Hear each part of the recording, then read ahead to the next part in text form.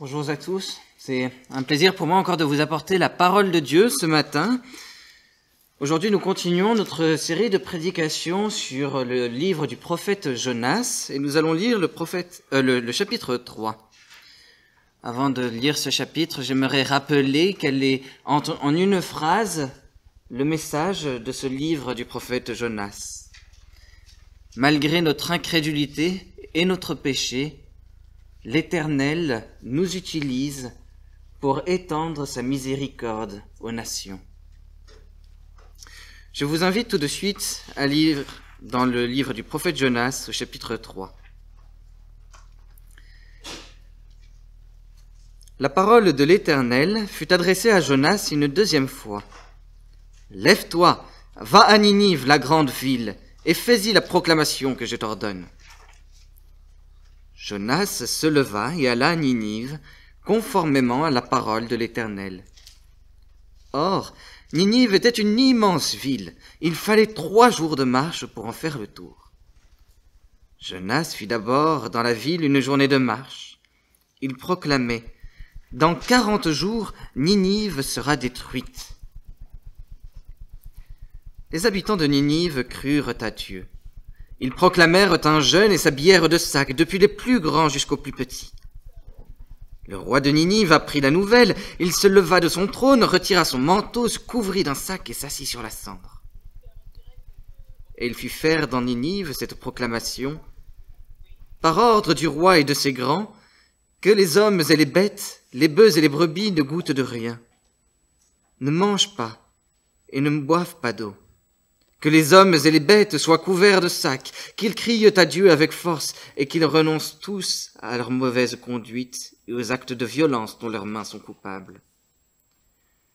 Qui sait si Dieu ne se ravisera pas et ne reviendra pas sur sa décision, s'il ne renoncera pas à son ardente colère, de sorte que nous ne mourions pas. Dieu vit ce qu'ils faisaient, il vit qu'ils renonçaient à leur mauvaise conduite. Alors, Dieu regretta le mal dont il les avait menacés, et il ne le fit pas.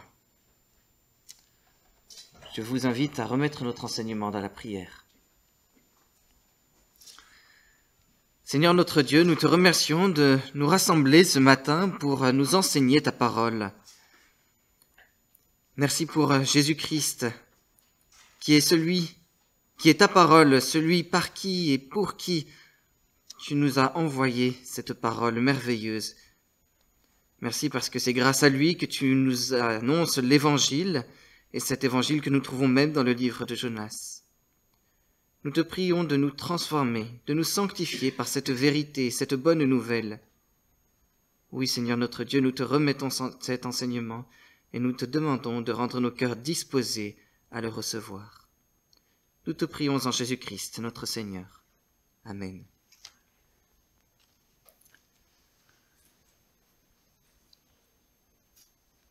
Frères et sœurs, nous pouvons de temps en temps avoir le profond désir d'apporter l'évangile autour de nous. Pourtant, de temps en temps, nous ne pouvons pas le faire, ou en tout cas pas autant que nous le voudrions, que nous l'aimerions. Nous le faisons de manière limitée, quelques mots, quelques gestes, moins que tout ce que nous aimerions. Parfois également, nous n'avons pas envie d'annoncer l'Évangile. Et pourtant, par de petits gestes, par de petites paroles, l'Éternel nous utilise. Oui, malgré notre obéissance limitée, l'Éternel nous utilise pour sauver des païens. Tel est le message de Jonas 3. Alors aujourd'hui, je vais vous proposer cette étude, cette prédication en 3 parties. Tout d'abord, dans un premier temps, nous verrons que l'Éternel donne un commandement absolu à Jonas. Dans un deuxième temps, nous comprendrons que Jonas obéit, mais de manière limitée au commandement absolu de l'Éternel. Et dans un troisième temps, nous découvrirons et nous nous émerveillerons devant le salut inespéré des habitants de Ninive. Dans un premier temps, dans les versets 1 et 2, l'Éternel donne un commandement absolu à Jonas. Ces deux premiers versets du chapitre 3 ressemblent étrangement aux 2 premiers versets du livre que nous trouvions donc dans le chapitre 1. La parole de l'Éternel est adressée à Jonas une deuxième fois. Et voici quelle est cette parole. « Lève-toi, va à Ninive, la grande ville, et fais-y la proclamation que je t'ordonne. » Lève-toi, agis, tel est le commandement de l'Éternel. Va à Ninive, ne reste pas sur cette plage de sable ou de cailloux sur lequel le poisson t'a vomi. Va à Ninive, cette grande ville, et fais-y la proclamation que je t'ordonne. Et voilà la différence, la grande différence qu'il y a avec le premier message que nous lisions en Jonas chapitre 1. En Jonas chapitre 1, l'Éternel avait commandé à Jonas, « Lève-toi, va à Ninive, la grande ville, et crie contre elle, car sa méchanceté est montée jusqu'à moi. » Et là voilà que l'Éternel dit à Jonas, « Lève-toi, va à Ninive, la grande ville, et fais-y la proclamation que je t'ordonne. » Quelle est cette nuance entre ces 2 phrases, entre ces 2 commandements? Au chapitre 1, l'Éternel commandait à Jonas d'avertir Ninive, de prêcher contre elle, de lui annoncer sa condamnation à cause de sa méchanceté. Et Jonas avait désobéi à ce commandement.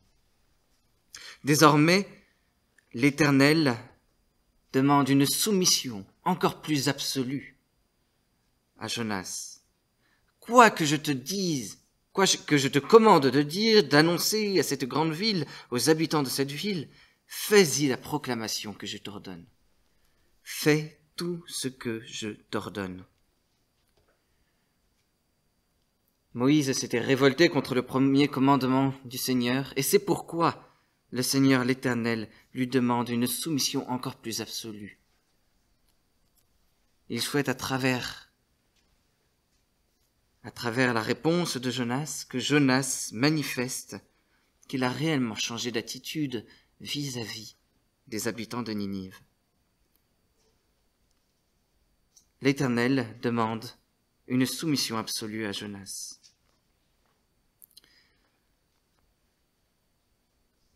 Oui, on reste toujours dans le sens avertir les Ninivites à cause de leurs péchés, mais Jonas devra annoncer, proclamer tout ce que l'Éternel lui ordonne.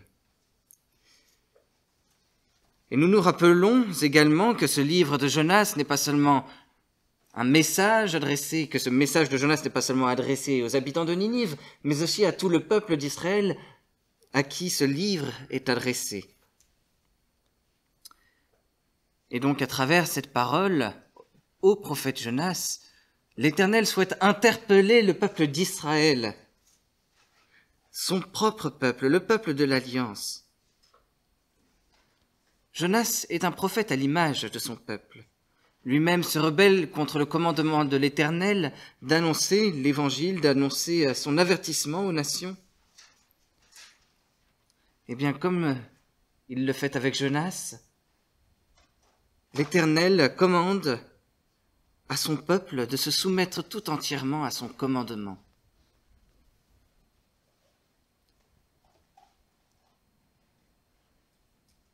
Plusieurs siècles après Jonas, c'est Jésus-Christ qui va se soumettre parfaitement au commandement de l'Éternel, qui va être le parfait prophète d'Israël. Nous nous rappelons, comme nous l'avions vu lors de la prédication sur le chapitre 1, que Jésus, lors de sa prédication à Nazareth, avait annoncé qu'il était venu pour les Juifs, mais également pour les non-Juifs, pour les païens, comme Élie était venu et avait annoncé l'évangile à la veuve de Sarepta. Et Jésus-Christ lui-même a annoncé cet évangile à plusieurs païens. Et on se souvient notamment de la femme samaritaine dans les évangiles. Et on peut se souvenir également de la femme cananéenne ou de l'homme démonisé dans la Décapole, cette région constituée de Grecs à côté d'Israël. Oui, Jésus-Christ, lui, a parfaitement obéi au commandement de l'Éternel. Jésus-Christ s'est entièrement soumis au commandement de l'Éternel. Et il a annoncé l'Évangile aux païens. De la même manière, Jésus-Christ nous encourage aussi, nous aussi, à annoncer l'Évangile aux païens. Dans l'Évangile selon Matthieu, au chapitre 28, les versets 19 et 20, nous lisons « Allez, faites de toutes les nations des disciples, baptisez-les au nom du Père, du Fils et du Saint-Esprit, et enseignez-leur tout ce que je vous ai prescrit. » Jésus-Christ est le Fils éternel de Dieu, il est Dieu lui-même. Et c'est en cette qualité qu'il nous envoie, nous aussi, vers les païens. Il nous envoie non seulement pour les avertir à cause de leur méchanceté, chapitre 1 de Jonas, mais également afin que nous obéissions avec une entière soumission au commandement absolu de l'Éternel, au commandement absolu de Jésus-Christ. Oui, ce commandement absolu de l'Éternel, c'est de se soumettre à lui entièrement, en annonçant l'Évangile et en avertissant les païens, les personnes qui nous entourent. Mais dans un deuxième temps, les versets 3 et 4, nous découvrons que Jonas n'obéit à ce commandement absolu que de manière limitée. Certes, Jonas obéit cette fois-ci à l'Éternel. Il se lève et il va à Ninive. Il fait tout cela conformément à la parole de l'Éternel. Et voilà que nous avons une petite description de Ninive. Ninive est une grande ville. En réalité, Ninive, c'était 3 villages. Il y en avait un au nord-est, un au milieu, et puis un au sud-est également. 3 villages qui étaient entourés d'une muraille. Et c'était toute cette muraille qui prenait plus de 3 jours à faire le tour. Et c'est pourquoi, entre tous ces villages également, il y avait de nombreux champs, et c'est pourquoi nous découvrirons tout à l'heure qu'il parlait également de bêtes, de bœufs et de brebis dans cette ville. Ninive est une très très grande ville. Il faut 3 jours de marche pour en faire le tour. Jonas ne va pas faire le tour de cette ville. Jonas entre directement au cœur de cette ville. Et voici ce qu'il annonce au bout d'une journée de marche, une fois qu'il a atteint le cœur de cette ville. Il proclame « Dans 40 jours, Ninive sera détruite. » 6 mots. En hébreu, 5 mots. Et le message s'arrête là.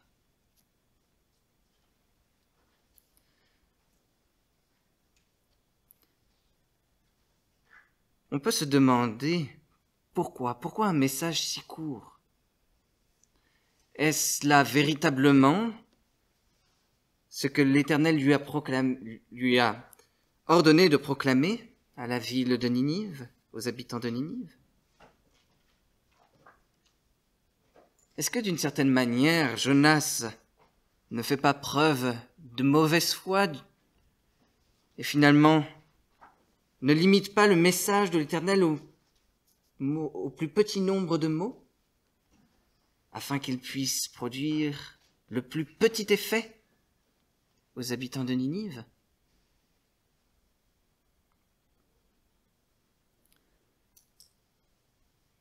Cinq mots, 5 petits mots en hébreu. Dans 40 jours, Ninive sera détruite.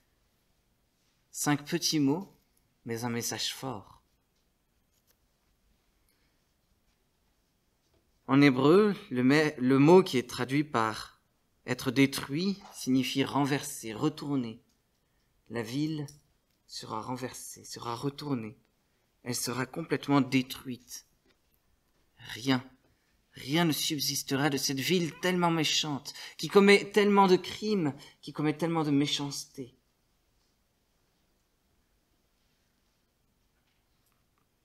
Les Ninivites, les habitants de Ninive, étaient connus pour leur cruauté envers les peuples ennemis et les peuples soumis. Ils découpaient la main, par exemple, des personnes qui leur étaient soumises, qui avaient perdu les batailles. Ils exerçaient beaucoup de cruauté, même envers les différents villageois. Ils volaient, ils laissaient les peuples mourir de faim. Oui, Ninive était un peuple profondément mauvais, profondément pécheur devant l'Éternel, un peuple qui faisait horreur à l'Éternel, et voici que le jugement de l'Éternel s'abat sur Ninive à travers ces 5 mots. 5 petits mots. Une obéissance limitée de la part de Jonas.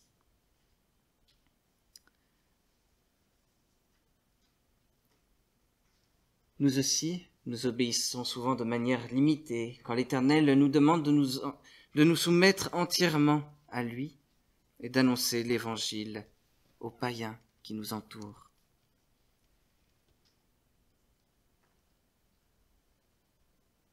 De manière limitée de 2 façons.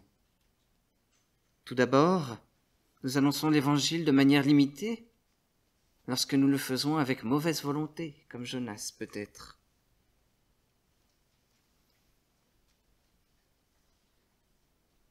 Nous n'osons pas faire beaucoup de pas, nous n'osons pas les approcher, les visiter.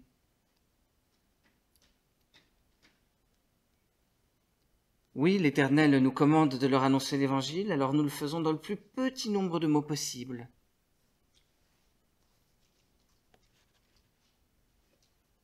Voilà une première façon d'obéir de manière limitée. Mais voici aussi une deuxième façon. Peut-être faisons-nous les choses avec bonne volonté, mais peut-être également ne sommes-nous pas à l'aise d'annoncer l'Évangile aux païens.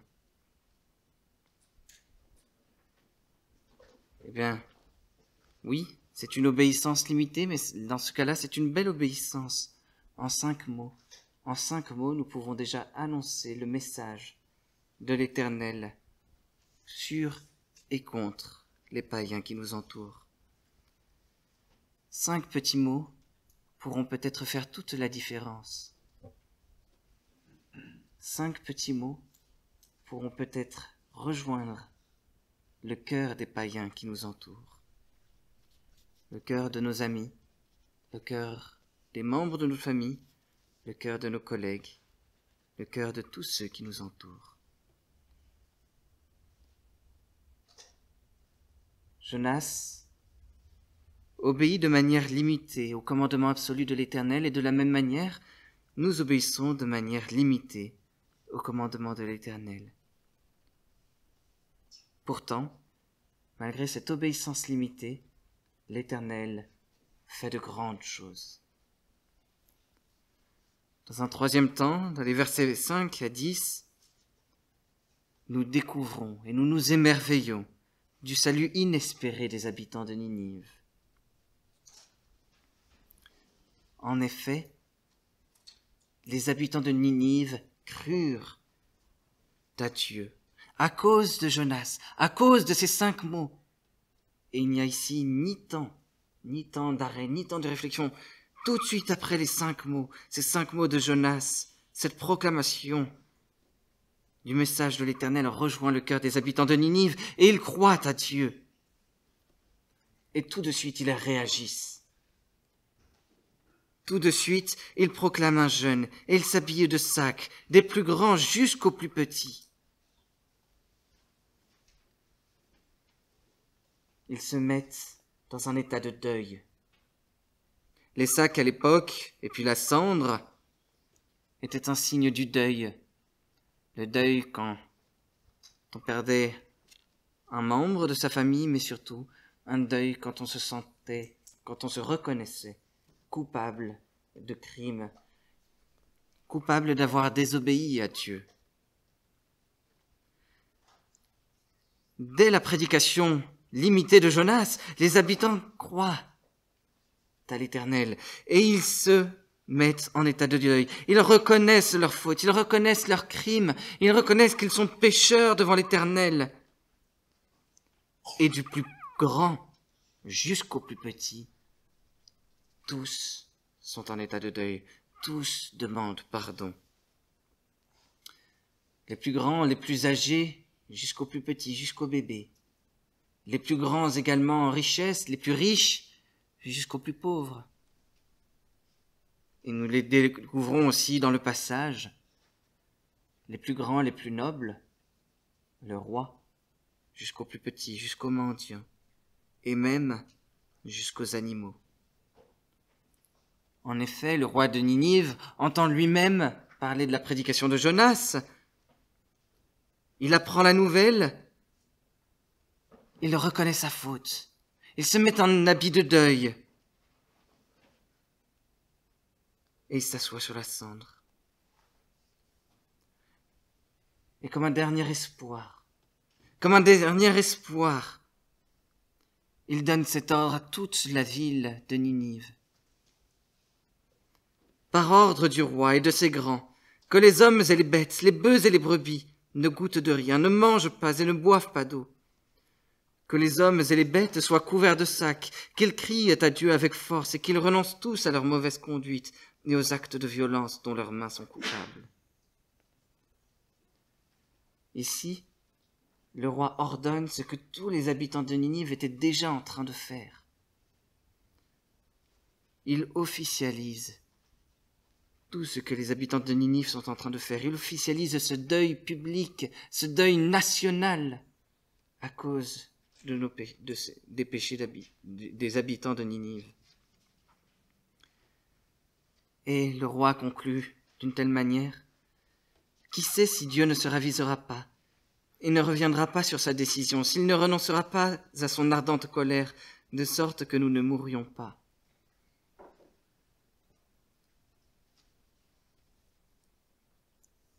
Le roi de Ninive souhaite revenir à l'Éternel. Il souhaite revenir à Dieu et il souhaite que Dieu revienne sur sa décision, qu'il revienne de sa colère. Il espère que le deuil public, le deuil national qu'il proclame sur la ville de Ninive, que ce deuil national puisse faire changer l'Éternel d'avis et que la ville ne soit pas détruite, qu'elle ne soit pas renversée. Et tous obéissent à ce commandement, à cet ordre du roi, parce que la prédication limitée de Jonas a rejoint le cœur de chacun. Tous, du plus petit jusqu'au plus grand, les animaux compris, font partie du deuil.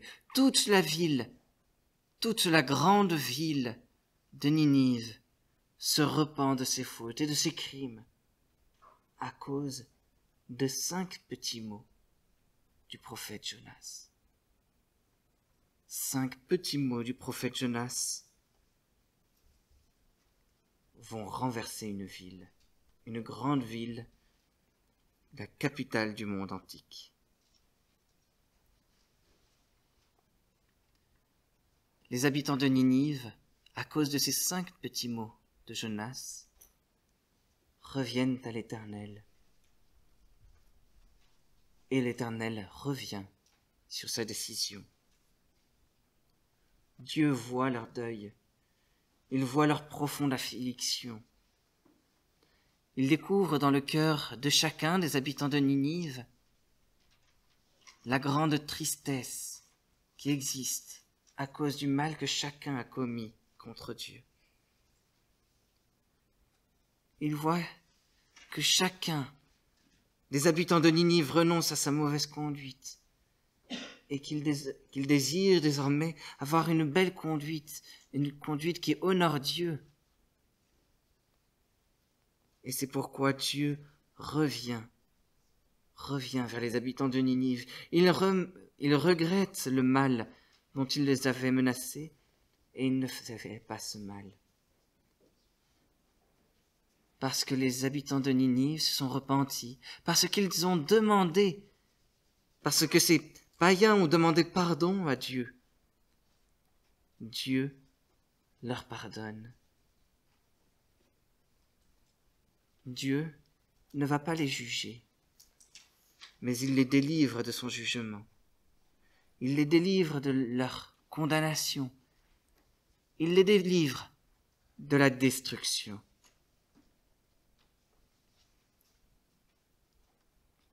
Encore 40 jours et Ninive sera détruite. Encore 40 jours et Ninive sera renversée, sera retournée. Il y a un jeu de mots dans cette phrase, dans cette petite prédication de Jonas. Un jeu de mots dans lequel nous ne pouvions pas deviner. Un jeu de mots que même Jonas ne devinait pas. La ville de Ninive a bien été retournée, et cela en moins de 40 jours. Elle a été retournée, elle a été repentie, elle a été convertie.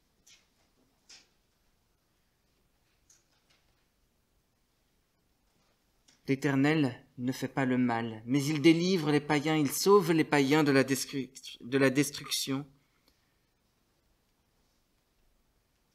parce que ces païens se repentent, parce qu'ils se confient à lui, et parce qu'ils renoncent à leur mauvaise conduite. Ces 5 petits mots de Jonas, Dieu va les utiliser pour accorder un salut inespéré aux habitants de Ninive.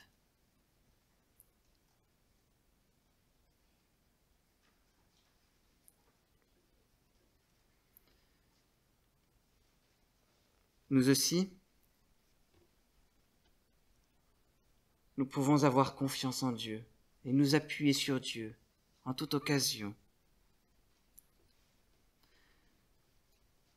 Si nous annonçons l'Évangile, mais avec peu d'entrain, avec peu de désir, peu de passion, pour les païens qui nous entourent,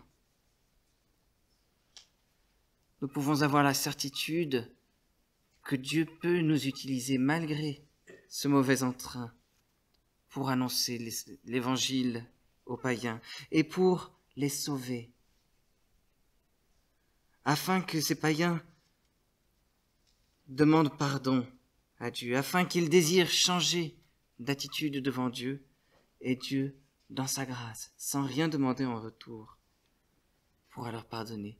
Même si nous le faisons avec une mauvaise attitude, Dieu peut utiliser notre mauvaise attitude pour changer le cœur des personnes païennes qui nous entourent.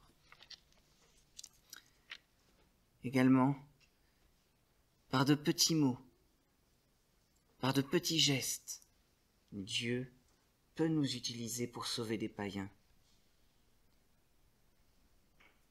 Avertir les païens ou leur annoncer l'Évangile, ce n'est pas forcément faire des prédications de 30 minutes dans la rue,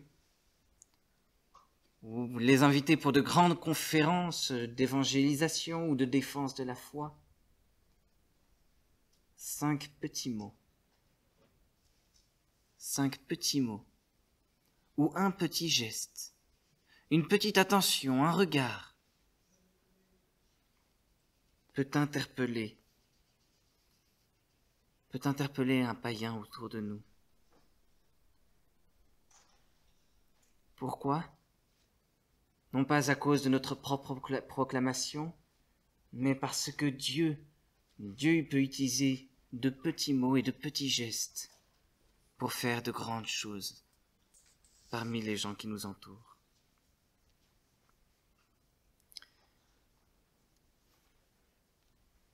Et ainsi, par de petits mots, par de petits gestes, Dieu peut accorder un salut inespéré aux païens. Jésus-Christ lui-même, dans l'Évangile selon Matthieu, au verset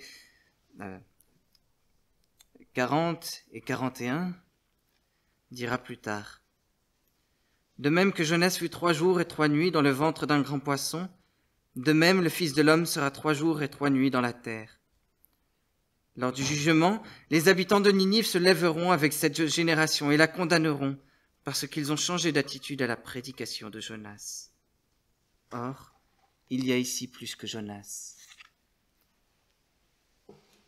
Jonas était un prophète imparfait qui fait toutes choses de manière limitée quand il obéit à l'Éternel.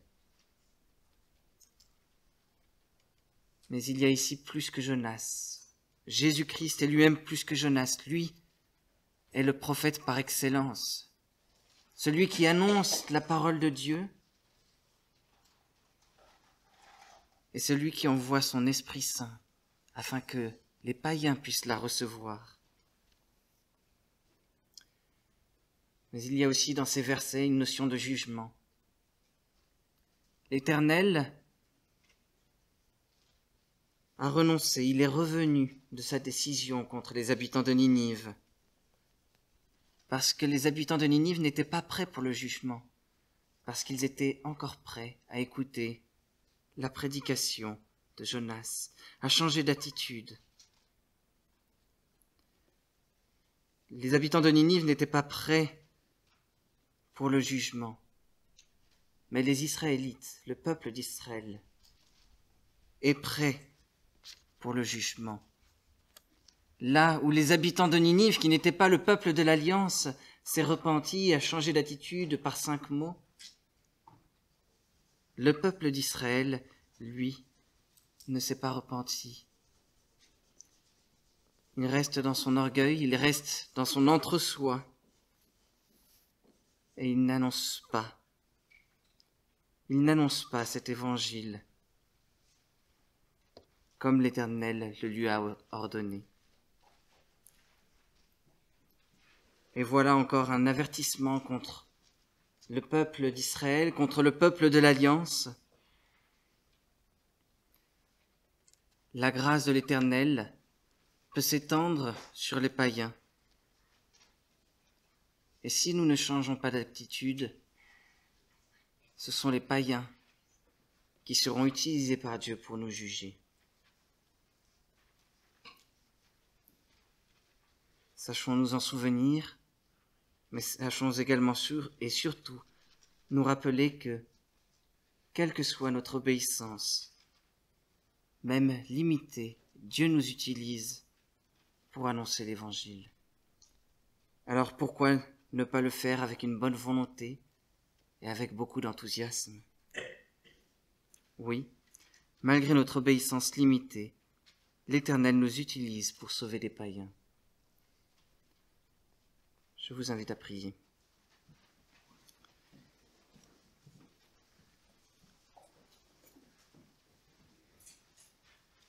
Seigneur notre Dieu, nous te remercions pour ta grâce et ta bonté.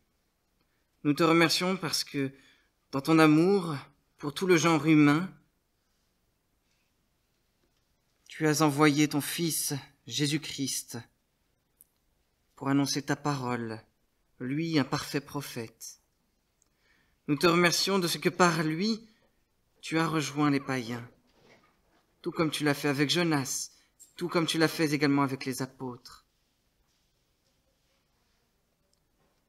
Nous te remercions de ce que, malgré notre obéissance limitée, tu continues de nous utiliser pour sauver les païens. Nous te rendons grâce parce que le salut des païens ne vient pas de notre obéissance limitée, mais de ta glorieuse puissance et de ce que dans ta bonté, tu étendes ton salut non seulement parmi ton peuple, mais aussi à tous ceux qui nous entourent. Nous te prions, Seigneur notre Dieu, avec gratitude et reconnaissance, de nous apprendre désormais à t'obéir avec un cœur entier, avec une bonne volonté, et à suivre tes commandements, avec l'assurance que le résultat ne dépend pas de nous, mais de ta gloire, de ta bonté, de ton amour, pour tout le genre humain. Nous te prions en Jésus-Christ, notre Seigneur et Sauveur. Amen.